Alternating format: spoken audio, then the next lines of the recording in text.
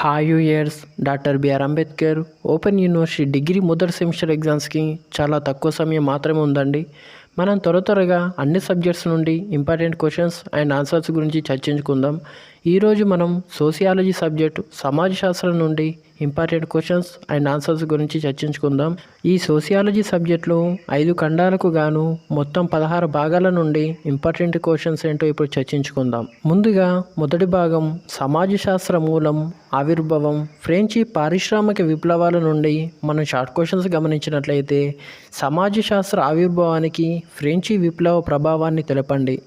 తర్వాత ఇందులో నుండి లాంగ్ క్వశ్చన్గా సమాజ శాస్త్రం ఒక విభాగంగా అభివృద్ధి చెందటాన్ని సంక్షిప్తంగా తెలపండి. ఈ క్వశ్చన్ చూసుకోండి. తర్వాత రెండవ భాగం సమాజ శాస్త్రం నిర్వచనం, స్వభావం, పరిధి, ఇతర సాంఘిక శాస్త్రాలతో సంబంధం నుండి 2 లాంగ్ క్వశ్చన్స్ చూసుకోండి. అవి సమాజ శాస్త్రాన్ని నిర్వచించి స్వభావాన్ని వివరించండి. సమాజ శాస్త్రానికి ఇతర సాంఘిక శాస్త్రాలతో గల సంబంధాన్ని వివరించండి. తర్వాత మూడవ భాగం సమాజ శాస్త్రం ఒక విభాగంగా శాస్త్రీయ పద్ధతి, సమాజ శాస్త్రం ఉపయోగించే అధ్యయన పద్ధతులు, విధానాల నుండి ఒక షార్ట్ క్వశ్చన్ చూసుకోండి. అదేంటంటే ఇంటర్వ్యూ, ప్రశ్నావళి, పరిశీలన పద్ధతుల గురించి రాయండి. తర్వాత నాలుగవ భాగం సమాజం, సముదాయం, సంఘం, సంస్థ నుండి షార్ట్ క్వశ్చన్స్ చూసుకున్నట్లయితే సమాజం ప్రాథమిక పూర్వపేక్షితాలు ఏమిటి? తర్వాత ఇందులో నుండి లాంగ్ క్వశ్చన్స్ చూసుకున్నట్లయితే సంస్థ అనగానేమి, సంస్థ వివిధ రకాలు ఏమిటి, సముదాయం, సంఘం మధ్య భేదాలను తెలపండి. తర్వాత ఐదవ భాగం సాంఘిక సమూహాలు, వర్గీకరణల నుండి ఒక షార్ట్ క్వశ్చన్ చూసుకోండి.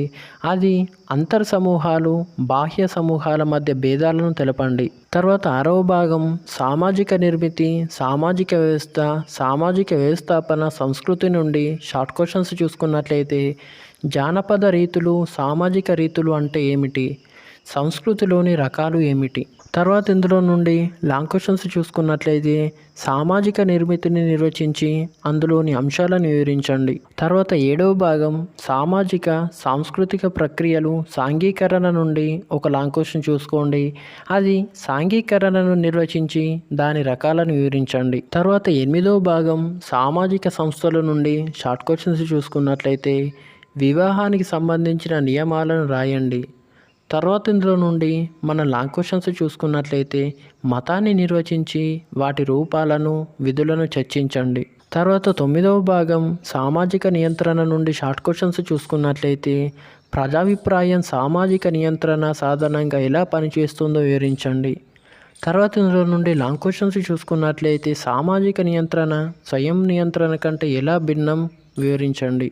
తర్వాత 10వ భాగం సామాజిక స్థిరీకరణ, గతిశీలత, సామాజిక పరివర్తన నుండి షార్ట్ క్వశ్చన్స్ చూసుకున్నట్లయితే సామాజిక గతిశీలతను నిర్వచించండి. తర్వాత ఇందులో నుండి మన లాంగ్ క్వశ్చన్స్ చూసుకున్నట్లయితే సామాజిక స్థిరీకరణ నిర్వచించండి, సామాజిక స్థిరీకరణ లక్షణాలేవి, సామాజిక పరివర్తన యొక్క ప్రధాన సిద్ధాంతాలను వర్ణించండి. తర్వాత 11వ భాగం అగస్టు కోమ్ట్, హెర్బర్ట్ స్పెన్సర్ నుండి ఒక లాంగ్ క్వశ్చన్ చూసుకోండి. అది అగస్టు కోమ్ట్ వివరించిన 3 దశల నియమాన్ని వివరించండి. ఇందులో నుండి ఒక ప్రశ్న చూసుకోండి సరిపోతుంది.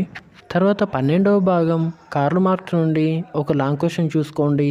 అది కార్ల్ మార్క్స్ గతి తాత్కాలిక భౌతికవాదాన్ని వివరింపుము. తర్వాత 13వ భాగం ఎమెల్ దుర్ఖైమ్, మ్యాక్స్ వెబర్ నుండి షార్ట్ క్వశ్చన్స్ చూసుకున్నట్లయితే అధికారం రకాలను గురించి చర్చించండి.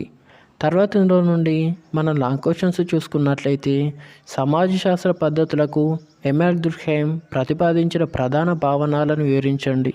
తర్వాత 14వ భాగం నిర్మితి ప్రాకార్యవాద దృక్పథం నుండి షార్ట్ క్వశ్చన్స్ చూసుకున్నట్లయితే నిర్మితి ప్రాకార్యవాదాన్ని విమర్శనాత్మకంగా వివరించండి. తర్వాత ఇందులో నుండి మన లాంగ్ క్వశ్చన్స్ చూసుకున్నట్లయితే ప్రముఖ నిర్మితి ప్రాకార్యవాదుల సేవను వివరించండి. తర్వాత 15వ భాగం సంఘర్షణ దృక్పథం నుండి ఒక లాంగ్ క్వశ్చన్ చూసుకోండి. అదేంటంటే సంఘర్షణ దృక్పథాన్ని వివరించండి. ఇక చివరి భాగం 16వ భాగం ప్రతీకాత్మక పరస్పర చర్యావాద దృక్పథం నుండి ఒక లాంగ్ క్వశ్చన్ అయితే చూసుకోండి. అది ప్రతీకాత్మక పరస్పర చర్యావాద దృక్పథాన్ని వివరించండి. ఇవ్వండి సోషియాలజీకి సంబంధించినటువంటి ఇంపార్టెంట్ క్వశ్చన్స్. ఇప్పుడు మనం వీటి ఆన్సర్స్ గురించి చూద్దాం.